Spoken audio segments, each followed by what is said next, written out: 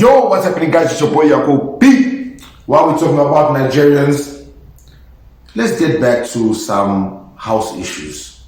It's your boy Yako P, and welcome to another episode of Yako P's podcast, guys. So, when I did this video, there was, guys, I read all the comments. I interact as much as I possibly can because we are family. The channel is growing. Thank you guys for always subscribing, liking, sharing, and obviously commenting and interacting. So this comment caught me. Whether for political reasons or not, we appreciate the efforts. My response was, it's really an effort if the very same foreigners return to the same building and they won't come back again once they have your votes. So basically what I was trying to say, what I was talking about is this.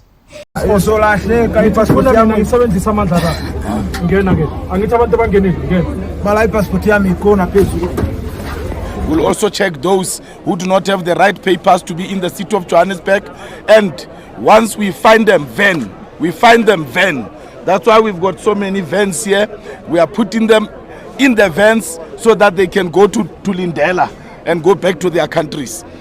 They are putting them into the vans so they can go back to Lindela, so they can go back to their countries.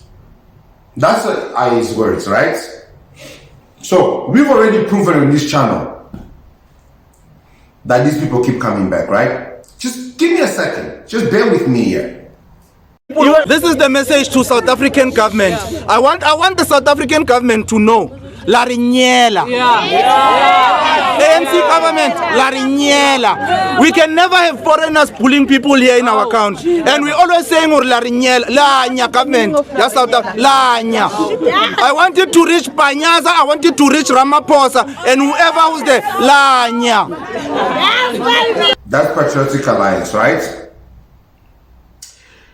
You see the problem with... Let me not speak.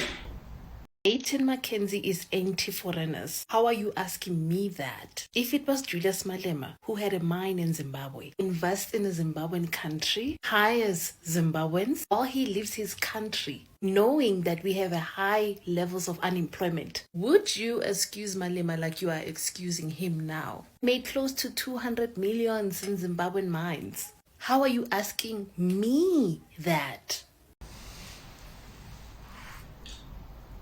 You see, the problem that we have in South Africa is that people tend to follow politicians because of very naive and stupid reasons.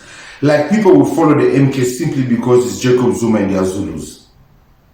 F the fact that at one stage that bro took 250 million, that bro did, yes, listen, life was easy in Zuma's time compared to Cyril, but you need to understand, Cyril did collect Zuma's problems, although he never fixed it. Every president brought their own problem. The only president I remember that did not give us a headache was Thabo Mbeki. Thabo Mbeki did not give us a headache.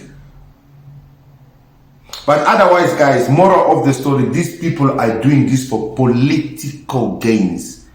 Don't be fooled. Operation Dudula is the only one that is there that continues to do it, and they were being shut down, and they are still being shut down, and they are being threatened. If the government was truly for the people, they would have allowed Operation Dudula to do what they are doing. But instead...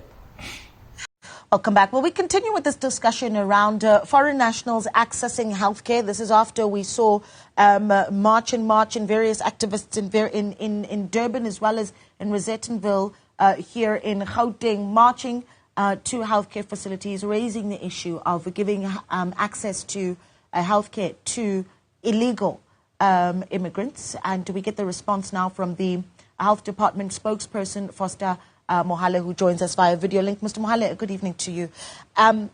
Again, I need to say that this is such an emotive discussion, and it gets South Africans, quite the reaction from South Africans. But you listen to what Jacinta had to say, and she really is digging in her heels, that the government is failing, that communities know that our health systems are buckling under the pressure, but they need to share these resources and someone needs to take accountability. What do you say to that? Good evening to you, Naledi, and good evening to your viewers at home, and thanks for this opportunity. Look, there's no doubt that the issue of illegal immigrant is straining the little budget that we have as a country, but unfortunately, the laws of the country, we can't change the laws of the country to suit. He said it's obvious that this illegal foreigner issue is affecting the budget, the little budget that the country has, is straining it. But unfortunately, we cannot change the law of the country. Unfortunately, we cannot change the law of this country. But we just had an opportunity to change the constitution. But unfortunately, we cannot change the law of this country. Okay, let's continue to listen. The certain narrative or intentions of groupings or individuals who are against this brothers and sisters from other countries. But also as the Department of Health, we have noted all the marches and the protests by different organization groups who visit our health facilities, especially in Gauteng and KZN, preventing the healthcare users, demanding to see their form of identity before they can allow them, which is against the law, which is illegal. But secondly, so you are allowed to enter into a country illegal, stay illegal, use the facilities that the taxpayers pay for illegal because of the law. And then you call that money that is being invested small money.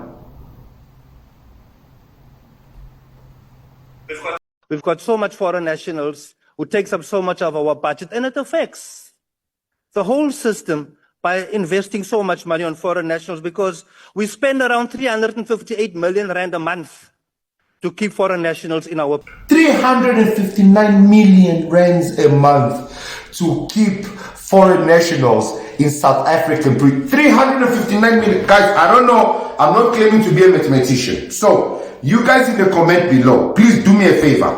359 million times 12 a year. How much is that in a year? You tell me that this money cannot change Alexandra, Soweto, Timbisa, that this money cannot fix substations, that this money cannot bring back sports in our schools, that this money cannot feed the homeless, that...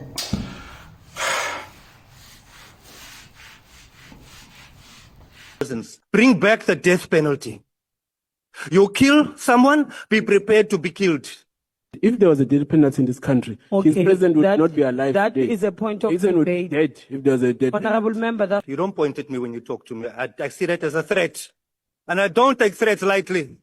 I don't take threats lightly.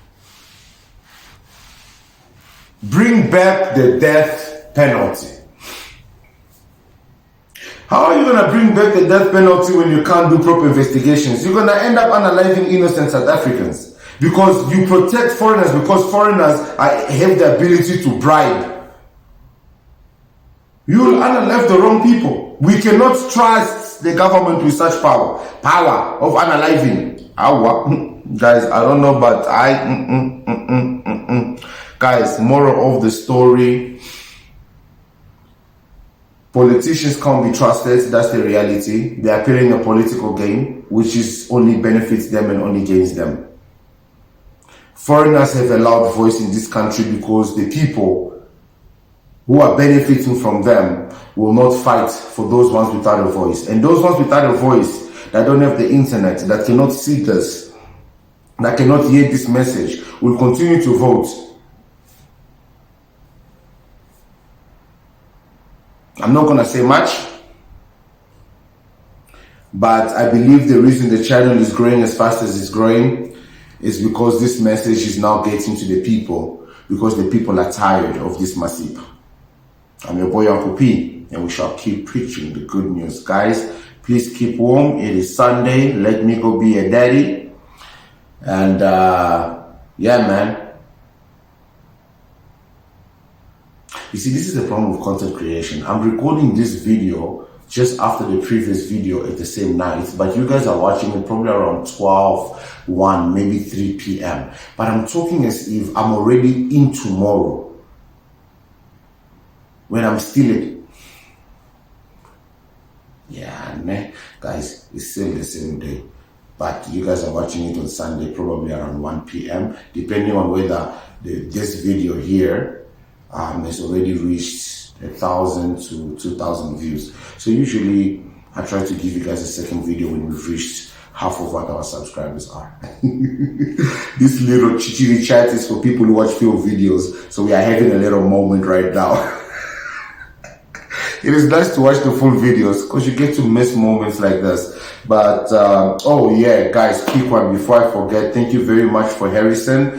Somebody donated 1,188 Rand and 80 cents from the UK, one of our subscribers. And then somebody donated 200 Rand on a Standard Bank money sent, but they didn't send the PIN code, so I can't get the money. So if you do watch the videos in full, please do give me a shout, WhatsApp me on this number. And you know, people are weird. You know, I don't mind putting my business number out there because I have pretty much control. And yeah, but guys, thank you very much for all the support and all the love, all the contributions and everything else. And if you're gonna use the bank account, please, here you go. If it's international payments, do WhatsApp me because I know it's a whole lot of process, and I'll give you all the information that you need. And also use the reference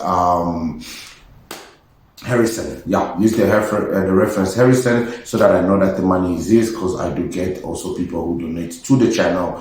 And yeah, man, love you guys. Thank you for always supporting. I shall see you guys in the next one. Cheers. This is the message to South African government. I want the South African government to know. La Rignela. ANC government, La Rignela. We can never have foreigners pulling people here in our country. And we always saying La Rignela, La Nya government. That's South Africa. La Nya. I want it to reach Panyaza, I want it to reach Ramaphosa, and whoever who's there, La Nya.